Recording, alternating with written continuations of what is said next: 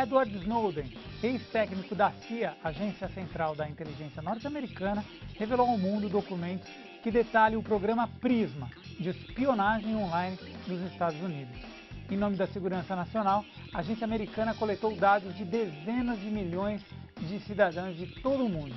A ajuda veio de servidores de empresas como Facebook, Google, Microsoft e Yahoo, que recebem incessantemente informações de computadores, laptops, tablets, celulares, câmeras fotográficas e até videogames de internautas de todo o mundo. Para conhecer os impactos dessa surpreendente revelação e saber mais sobre segurança digital, vamos conversar com Pedro Vieira, gerente de produtos da Arcom, Serviços Gerenciados de Segurança, Marcelo Lau, diretor executivo da Data Security, e pela web contamos com mais dois especialistas em segurança da informação, o Alberto Azevedo e o Anderson Tamborim. Eu queria começar com o Pedro. Pedro, como é que essas revelações aí do Edward Snowden pegou a comunidade de segurança no mundo? Deixou claro para a gente que afirmou que nós já sabíamos, né? Que a monitoração de fato é contínua e existe. Tá? Então você tem que ter cada vez mais cuidado com a privacidade. Não é o fato de o que mostrar, é exatamente para quem mostrar. Então existem métodos de você compartilhar só para um pequeno grupo seleto de pessoas a informação. Tá? Que voltando para a segurança, a gente tem uma boa prática que é a necessidade do acesso. Aquela foto, realmente, o teu público do Facebook inteiro precisa saber? Ou só os familiares? Então, seria uma das coisas que eu poderia contribuir. Bacana. E, bom, queria também a participação do Marcelo, que já participou via Skype aqui do programa, hoje está presencialmente aqui.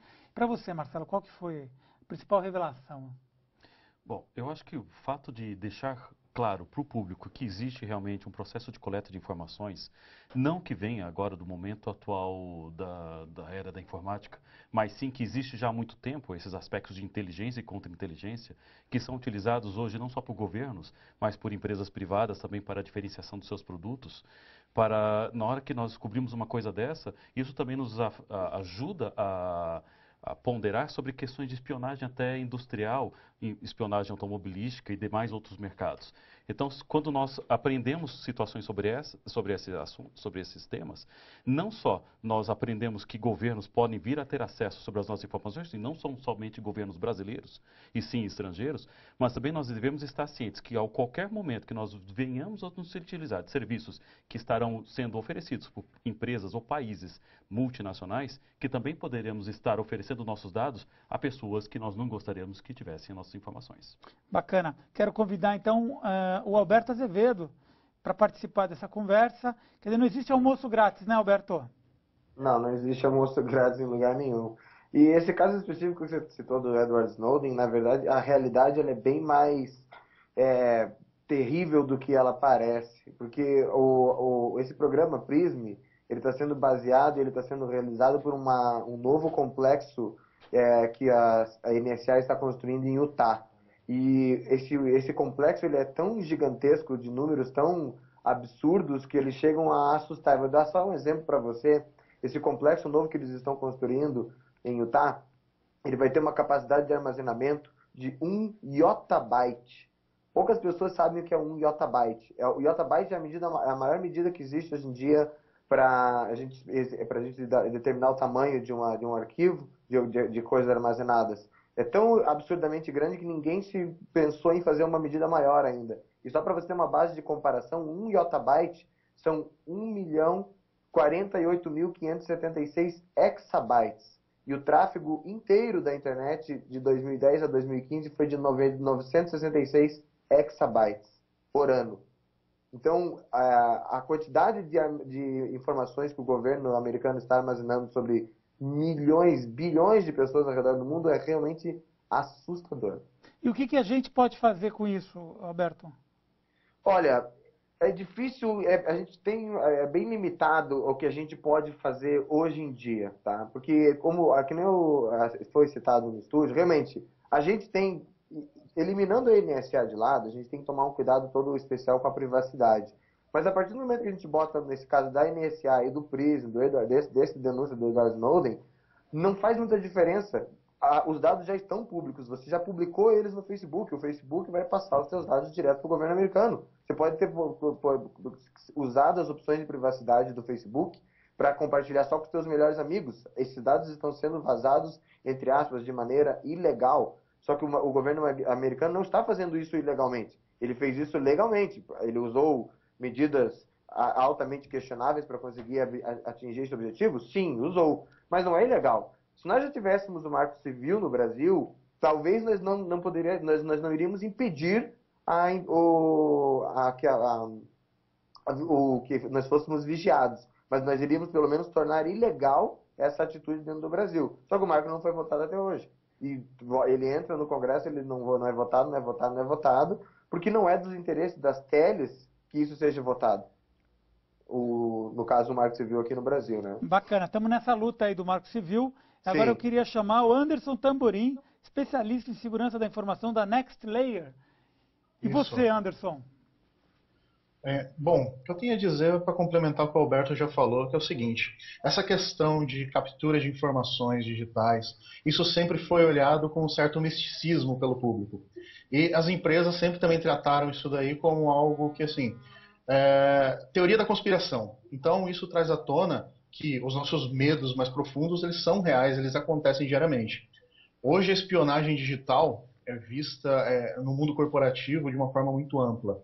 Então, quando você traz à tona esse quesito de a espionagem digital, vazamento de informações corporativas, vantagem competitiva no mercado, todo esse tipo de acontecimento acabou se tornando mais real para o usuário. Então, quando a pessoa tem a informação de que as suas conversas online, os seus documentos, tudo que ela publica em suas mídias digitais, ela é de acesso por pessoas que muitas vezes ela não gostaria que tivesse esse acesso.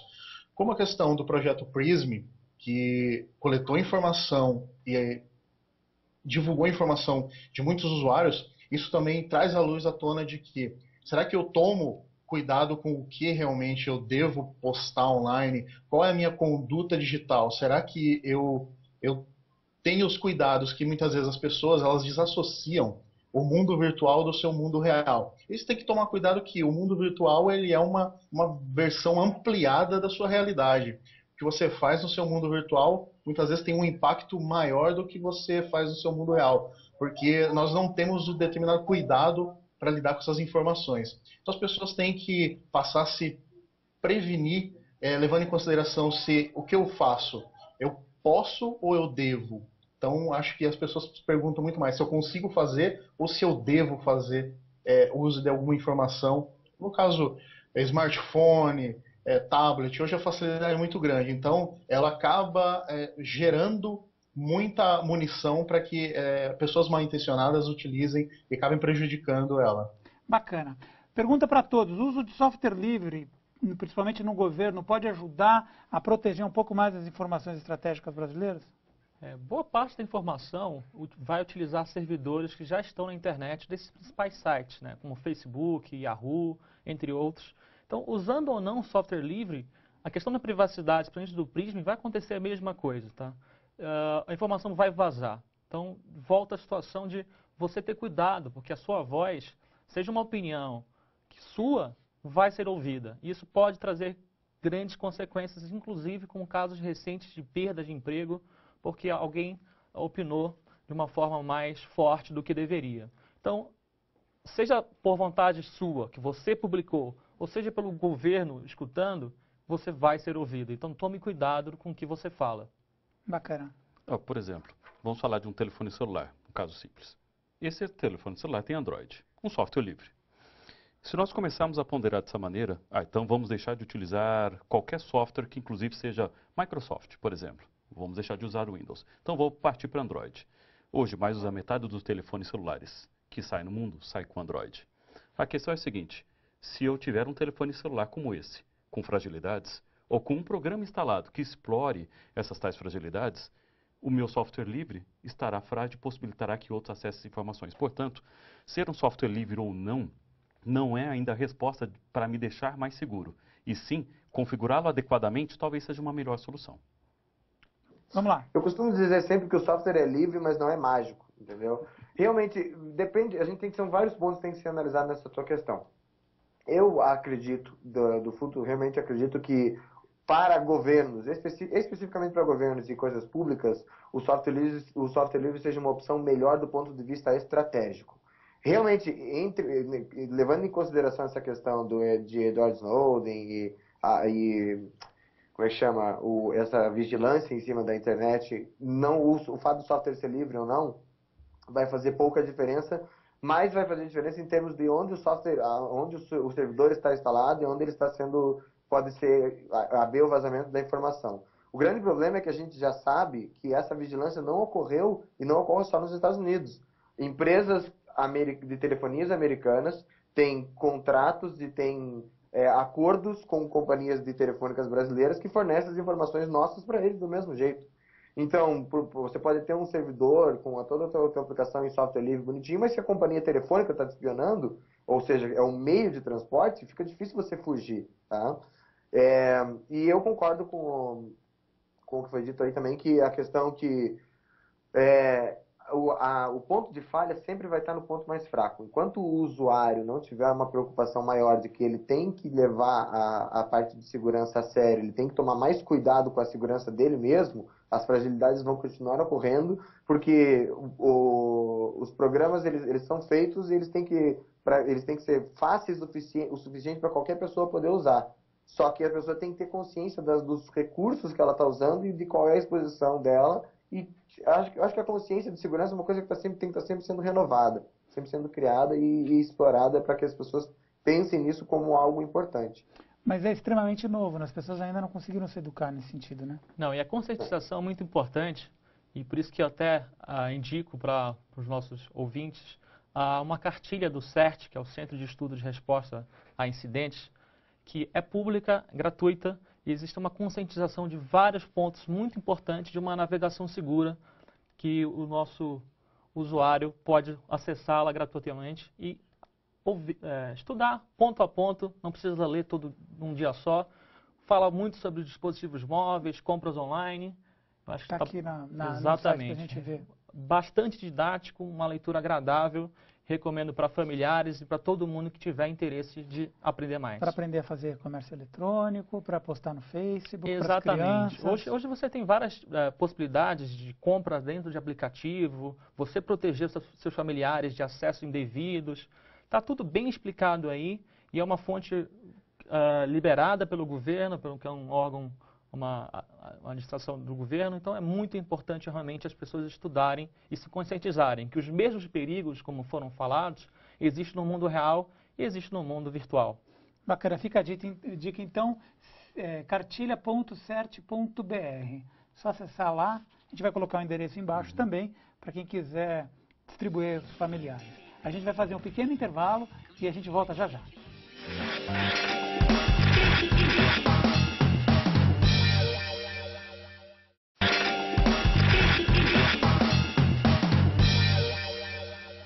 Recentemente, recebemos aqui no Clique Ligue o sociólogo e especialista em redes digitais, Sérgio Amadeu.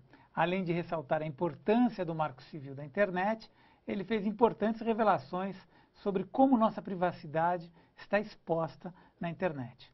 Acompanhe esse tutorial que virou já referência na web. Essa apresentação quer mostrar como é a violação da privacidade feita aqui no Brasil. Vocês sabem que o Snowden denunciou um esquema de espionagem, foi amplamente divulgado na imprensa, e ele revelou esse grande esquema de espionagem promovido pelo governo dos Estados Unidos. As autoridades brasileiras, elas disseram que ficaram completamente indignadas. Vários ministros prometeram tomar medidas para evitar que as nossas informações fossem escaneadas e analisadas pelas agências americanas. Mas será que o governo brasileiro está tomando mesmo as providências para proteger nossas informações e nossa privacidade? Parece que não. O esquema de espionagem massivo só foi possível com o apoio de grandes corporações de tecnologia. Uma das principais empresas que colabora e colaborou com a espionagem norte-americana foi a Microsoft. A política de privacidade do Windows e de outros produtos da Microsoft faz as denúncias do Snowden parecerem menores. Eu vou mostrar para vocês como com atenção o que a Microsoft diz sobre qual tipo de privacidade ela garante aos usuários, por exemplo, do sistema operacional Windows. Então repare aqui, ó, política de privacidade do Windows, e olha aqui, ó, coleta e uso de suas informações, coleta e uso de informações sobre o seu computador. Repare que eles deixaram isso claro já de cara no site. E por que você não acha isso? Porque você jamais ia imaginar que política de privacidade tem coleta das suas informações. A Microsoft pode acessar e divulgar informações sobre você, incluindo o conteúdo de suas comunicações. A Microsoft também diz claramente que ela manda esses dados para sua matriz nos Estados Unidos. Observe que os usuários de Windows, eles tinham e têm suas informações coletadas e entregues também para outras empresas por motivos comerciais e com a finalidade de responder solicitações legítimas. Solicitação de quem? Eles passam o conteúdo da nossa comunicação a partir do acesso que eles têm aos nossos computadores. Mesmo que você não queira participar, não tenha dado sim, eles têm, na verdade, acesso ao seu computador, a portas não autorizadas por nós, mas eles têm acesso, e essas informações são enviadas para a Microsoft quando você está conectado à internet. A identificação dos usuários que a Microsoft tenta remover e certamente não quer, são as utilizadas pelo NSA. Infelizmente, o governo brasileiro continua utilizando o Windows na máquina de todos os seus ministros. Agora, se o Marco Civil fosse votado, não impediria espionagem, é verdade, mas tornaria ilegal as ações no Brasil dessas filiais de corporações que usam nossas informações pessoais sem o nosso consentimento efetivo e sem a nossa autorização. O Clique Ligue de hoje é sobre privacidade e segurança na web, um assunto que está na pauta de muitos países depois das denúncias do ex-consultor da Agência Central de Inteligência Norte-Americana, Edward Snowden, sobre o PRISMA, programa de espionagem do governo de Barack Obama. Antes de prosseguirmos este segundo bloco, vamos visitar alguns sites e ver o que eles trazem de destaque. A primeira dica de notícia vem do site Cinegnose, Jornal Nacional e o Sorriso do Gato de Alice, uma análise semiótica da comunicação não verbal do Jornal Nacional da TV Globo. O texto apresenta um guia para entender como os apresentadores do jornal utilizam gestos vocais e corporais que se tornam mais importantes que a própria notícia. A segunda dica é do blog Os 300, Depois da Tempestade, a Decepção. No texto, a Nauac de Paula Gil analisa a reação da sociedade civil sobre as denúncias recentes de Edward Snowden. E a nossa última indicação de leitura é a matéria do site da Fundação Perseu Abramo. 43% da população não se reconhece em programação de TV. A matéria apresenta os resultados da pesquisa Democratização da Mídia, realizada pelo Núcleo de Estudos e Opinião Pública da Fundação, e mostra, por exemplo, que 71% da população são favoráveis a que haja mais regras para se definir a programação veiculada nas TVs. Depois dessa leitura, vamos voltar ao nosso tema, privacidade e segurança na web. Quem nos ajuda a compreender esse universo é o Pedro Vieira, gerente de produtos da Arcom, Serviços Gerenciados de Segurança, Marcelo Lau, diretor executivo do Data Security, e os especialistas em segurança, Alberto Azevedo e Anderson Tamborim. Estamos de volta aqui. Eu queria chamar um assunto com vocês, que é a questão do Marco Civil da internet, a importância do Marco Civil para a população, para a internet no Brasil. Quem gostaria de contribuir aí? Bom, eu posso comentar um pouco sobre o Marco Civil. Eu cheguei a ir algumas vezes a Brasília para tratar desse assunto, inclusive na Câmara dos Deputados. Qual é o grande impasse, né? Hoje, apesar de se dizer que nós temos uma legislação que trate sobre a questão de crimes eletrônicos, vulgo Lei Carolina Dickmann, isso está longe de ser ainda uma legislação do que nós precisamos. O Marco Civil simplesmente é o ponto de partida inicial para definir conceitos que hoje não se tem na questão jurídica dos aspectos tecnológicos. Hoje, nós somos da área de tecnologia, mas os juristas pouco entendem o que nós falamos, muitas vezes. Não se fala em português, se fala em tecniquez. Quando não se entende termos e dados como internet, como smartphones, como comunicação e demais outros pontos, fica difícil tipificar o que é crime e o que não é crime. Marco legal é só isso. Se nós entrarmos em consenso e convencemos a legislação a tornar isso como algo vigente, nós poderemos definir as leis sobre esse marco legal. Por que está tão difícil aprovar, Alberto? É difícil aprovar o Marco Civil porque ele entra em conflito com o interesse das teles. Então o que acontece é assim, o Marco Civil é como se fosse uma constituição da internet. Ele vai pegar e vai dizer quais são os direitos que as pessoas têm, o que aquelas pessoas têm direito a ter na internet de acesso, como é que elas têm que se portar, etc. e tal. Então o Marco Civil vai definir, por exemplo, ele passa por pontos muito importantes, como por exemplo a neutralidade da rede. Ou seja, a operadora não pode tratar diferente eu, que uso a internet extensivamente 24 horas por dia, de uma pessoa que usa menos a internet. Ou ela não pode tratar de maneira diferente de uma pessoa que gosta de ver vídeos na internet ou uma pessoa que gosta de simplesmente acessar sites. Então, se você respeitar a neutralidade dizendo que você oferece aquela conexão para que a pessoa faça o que ela bem entender com ela, que você tem que prezar aí por certos níveis de qualidade e tem que tratar todos igualmente, não é do interesse. As teles que preferem e gostariam imensamente de poder vender as coisas assim, ó, eu vou vender um pacote para você que usa pouco a internet e vou vender um pacote mais caro para você que usa bastante para baixar vídeo, para baixar torrent, etc e tal. A gente já vê hoje em dia as operadoras, as telefônicas, usando técnicas de bloqueio para tentar diminuir a velocidade quando elas percebem que o usuário está baixando torrent pela rede. E o Marco Civil tornaria isso ilegal, isso não é do interesse delas. Então, o impasse do Marco Civil, ele gira em dois pontos. Primeiro, ele, como foi citado, existe essa parte da tipificação dos crimes, que existe uma discussão técnica sobre o que deveria ser feito, o que não deveria, mas esse não é o ponto central, porque até porque o Marco Civil não vai anular leis que já existem, nem vai impedir que ele seja melhorado depois. Mas ele realmente vai determinar, é um marco que vai determinar o que as pessoas têm direito na internet e como que a internet tem que ser tratada respeitando-se a neutralidade. E isso vai contra interesses financeiros, por isso que não é aprovado.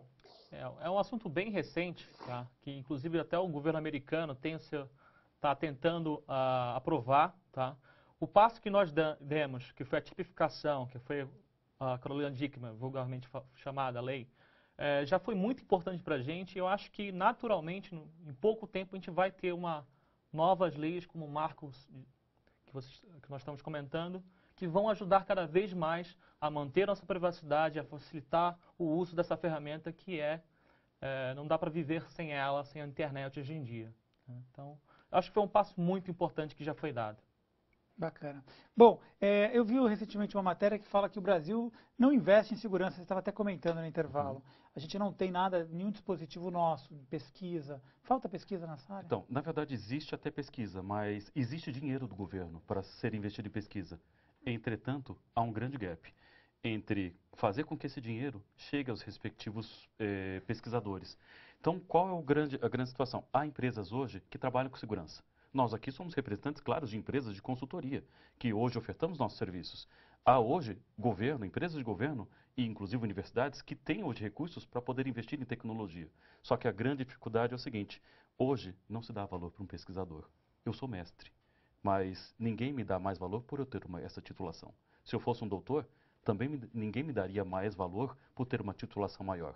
Infelizmente, a pesquisa aqui no Brasil acaba não se tornando uma pesquisa aplicada para ser utilizada dentro do mercado de trabalho. E a gente fala, se esse dinheiro, mesmo fundo perdido, fosse utilizado para essa destinação, tendo tantas necessidades, certamente nós nos beneficiaríamos de uma maneira sem igual. E a gente fala que o maior beneficiado seria a população brasileira. Eu tenho uma pergunta aqui da Andréa Maiara, de São Bernardo do Campo. Mas a pergunta dela é longa, mas eu vou explicar. Se o tal programa que a gente estava comentando é dono da privacidade, porque é de sua autoria, como o Facebook, o Google e tal, então deveríamos ter que parar de usar essas ferramentas ou aceitar o termo de privacidade para usar, certo? Então apenas ou se não teríamos que usar outra plataforma. Ela queria que a gente explicasse melhor essa questão de o que a gente poderia usar para evitar esse tipo de falta de privacidade. Alguém se habilita aí para responder?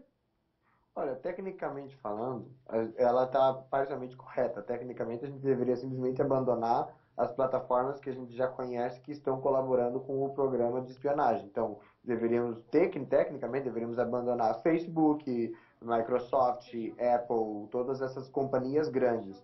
O grande problema é que se nós não mudarmos o conceito da história e simplesmente migrarmos para uma outra plataforma, logo, em vez de hoje em dia o Facebook é foi procurado pelo governo e quem está ajudando, porque o Facebook é a maior rede. A hora que ele deixar de ser, vai ser a outra empresa. Enquanto tiver uma empresa por trás, o governo vai chegar nessa empresa e vai querer tentar pegar as informações dela. No caso específico das redes sociais, a gente tem um conceito de computação soberana, que são redes sociais distribuídas que não dependem de um único ponto e de uma única empresa, não dependeriam de um único servidor, que seria uma solução, mas ainda não precisa ser mais adotada por outras pessoas para que ela funcione. Anderson, quer fazer algum comentário? Eu concordo com o Alberto no que diz respeito ao seguinte: a pessoa ela tem que entender que quando você não paga por um serviço é porque você é o produto, né? Boa então, o que acontece? Hoje, o Facebook ele é um armazém sem fim de informações de todos os níveis que você imagina. Então, o Facebook, a pessoa diz onde ela está, o que ela fez, com quem ela foi, onde ela foi e por quê. E o que acontece esse problema das plataformas em si ocorre porque essa captura de informação ela acontece em um nível acima. Então vamos imaginar que hoje, vamos tomar uma ideia aqui meio que mirabolante. Não vamos usar mais a plataforma Microsoft porque eles colaboram diretamente com o governo americano na captura das informações. Vamos usar uma plataforma open source. Só que o que acontece você está usando serviços por onde as suas informações transitam, e esses provedores vão pegar a tua informação e vão enviar. Seu provedor de internet, provedor de seu serviço de messaging, o Skype, o Facebook, você está usando aí o Gmail, está usando o Yahoo Mail, que são os serviços de internet mais utilizados pelas pessoas. Então, assim, isso requer uma reestruturação muito grande, especialmente do ponto de vista do comportamento das pessoas. E a gente sabe que hoje, infelizmente, nós vivemos numa situação onde a geração mais nova, onde todo mundo imaginou que seria uma geração mais consciente e, por ter acesso fácil à informação, seria uma geração que alavancaria essa pesquisa mais fácil, mas não, nós estamos vivendo uma geração de analfabetos digitais. A pessoa nasceu com acesso à informação, para ela aquilo é um direito dela e faz parte da vida dela, mas ela não tem a real consciência do que ela tem que fazer para gerir e usar essa informação de maneira segura. Então a gente tem aí uma tempestade perfeita. Temos os grandes provedores de serviço que vão fornecer as suas informações, pessoas que não estão preparadas para agir de uma forma consciente com as informações que elas disponibilizam, e o pior, elas precisam estar disponíveis 24 horas por dia.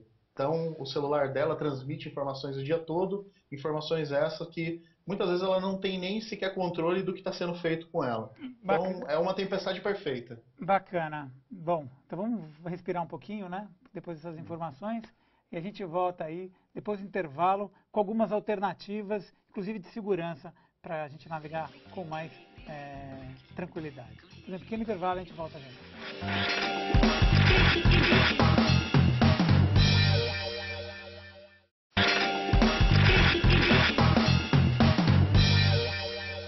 As revelações do ex-técnico da CIA Edward Snowden sobre o programa PRISMA de vigilância eletrônica envolvendo os governos dos Estados Unidos e Reino Unido mostraram ao mundo um sistema sofisticado de invasão de privacidade.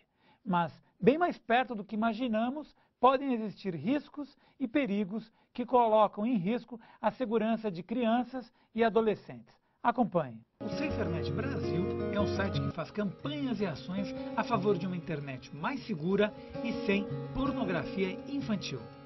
A associação disponibiliza cartilhas, histórias em quadrinhos, notícias e dicas. Tudo para conscientizar e ajudar a combater e proteger crianças e adolescentes de abusos cometidos pela internet. A SaferNet, como o próprio nome diz, busca segurança e a proteção dos direitos humanos na web. Em prevenção, podemos encontrar todas as ações desenvolvidas em favor de uma internet mais segura. Ele tinha um sorriso irônico. O rosto era meio redondo. É esse cara.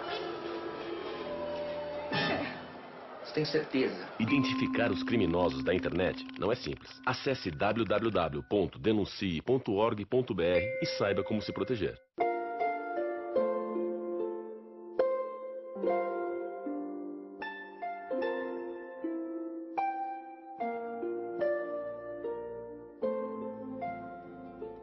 Entender os riscos e perigos que a internet pode nos trazer é fundamental para aprender a se proteger e se divertir mais na internet. Ainda mais se tratando de um universo que cresce a cada dia com novos recursos e possibilidades. Gostou dessa dica? Então compartilhe. A cada dia, mais brasileiros usufruem do acesso à internet. Com isso, cresce também o número de pessoas que já sofreram ou conhecem alguém que tenha sido vítima de crime digital. Para mostrar como você pode e deve se proteger das ameaças digitais, estamos batendo um papo aqui com um time de craques especialistas. O Pedro Vieira, gerente de produtos da Arcom, serviços gerenciados de segurança, Marcelo Lau, diretor executivo da Data Security, e pela web participam os especialistas em segurança da informação, Alberto Azevedo e Anderson Tamborim. Eu queria pedir então para esses 4 ninjas que estão aqui com a gente, que dessem dicas valiosas aí para a gente ter sempre na hora de ligar o smartphone, o computador, o videogame, o celular, etc. Eu queria começar então aqui pelo Pedro Vieira. Bom, os navegadores, que são os programas que nós acessamos na internet, tem várias opções. Chrome, Exatamente, Safari, Internet Explorer. Então. Todos eles têm a opção do modo de utilização anônima, ou seja, não vai ter nenhum rastreio de informação local no computador, o que já é muito importante. Nada vai ser salvo naquela seção que você está utilizando. Alguns desses ainda têm uma opção de Do Not Track, que é o não rastreio no servidor. Ou seja, você vai garantir uma utilização realmente anônima, com nenhum rastreio, seja no computador local ou no servidor. Uma outra coisa muito importante, seja na sua casa ou no acesso público, no quiosque, no cybercafé, é fazer o logout, ou seja, desconectar a sua sessão. Você acessou o seu e-mail, o Facebook, não importa, saia dessa sessão para nenhuma outra pessoa ter acesso às suas informações. Na house, exatamente. Lugar que fique Isso é uma boa prática que nós mesmos temos que fazer, seja no celular, não deixar as senhas salvas. Eu sei que é difícil, mas é uma boa dica para os nossos ouvintes. Marcelo? Bom, eu acho que eu vou dar dicas para o celular, e celular e tablet. Primeiro, proteja o seu celular com senha. Comece por aí. Se você protege o seu celular com uma senha, mesmo aquela que seja de rabisco, substitua essa senha por alguma coisa que seja numérica. Sabe por quê? Quando você fica com o dedo um pouquinho mais babado, vai ficar um rastro. Eu tenho somente 2 alternativas para descobrir a sua senha. Ou é de lá para cá, ou é de cá para lá. Tendo o seu smartphone ou seu tablet, não deixe qualquer um instalar programas dentro do seu celular. Nem você mesmo, né? Na verdade, você deve tomar muito cuidado com as fontes dos seus programas, principalmente aqueles de entretenimento. As pessoas tendem a baixar muito mais jogo do que qualquer outra coisa. Por exemplo, Google Play e App Store, pode? Pode, só que isso não garante que todos os programas que venham de lá sejam bons. Alguns podem conter algo que seja inadequado ou até perigoso para você. Mesmo nessas 2 lojas? Mesmo. Então, confie na questão da reputação, verifique a quantidade de pessoas que já baixaram aquele software, porque muitos tentam se fazer passar por programas conhecidos, como Angry Birds, como até um conector para acessar o Facebook. E aí, mais do que isso, na medida do possível, não permita que outras pessoas instalem programas, porque esse seu celular, uma vez que tem um programa instalado, ele pode vir a capturar todas as imagens pela câmera, pode vir gravar todo o áudio pela câmera, pelo microfone, e inclusive rastrear onde você está ou deixou de estar. Portanto, ele pode ser utilizado para, inclusive, você instalar um programa caso você tenha um furto. Mas alguém pode rastrear toda a sua vida caso instale um programa que permite saber o que você faz ou deixa de fazer. Ele é a sua vida, mais do que o seu próprio computador pessoal. Bacana. Queria agora uma participação do Alberto. Vamos lá, Alberto.